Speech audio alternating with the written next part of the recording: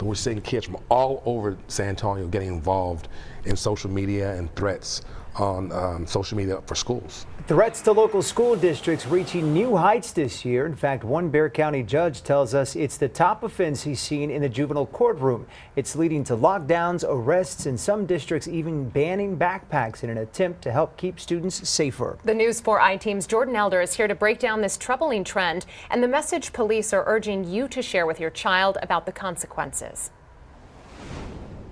This year, school threats nearly tripled compared to last year. These numbers are from the Southwest Texas Fusion Center. Last year, the threats rose to 99, and now this school year, 263. Now, many of these are hoaxes, but police say the fear they can create is very real.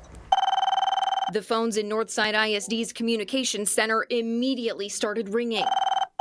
A post circulating on TikTok warning of a bomb threat at Bernal Middle School in early April. That's what makes it so serious. Chief Charlie Carnes in the NISD Police Department immediately jumped into action. The shock and awe is when the police come up and knock on their door and we have a warrant for their arrest. In this case, the bomb threat came from a 6th grade girl. If it's a terroristic threat against the school, well then it's a 3rd-degree felony. The same type of situation played out hundreds of times this school year in nearly every district. In March, an 11 and 12-year-old arrested for threatening to bring guns to an IDEA school. We're not playing games here. It's real life.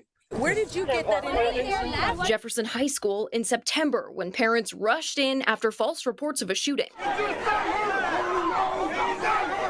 The threats mostly coming through social media. In years past, we've seen instances where actually bad actors from overseas have made calls using a variety of technology to make it appear as if they're actually here, local, making these threats. This year, it's usually students. And Carnes says the perpetrators are getting younger.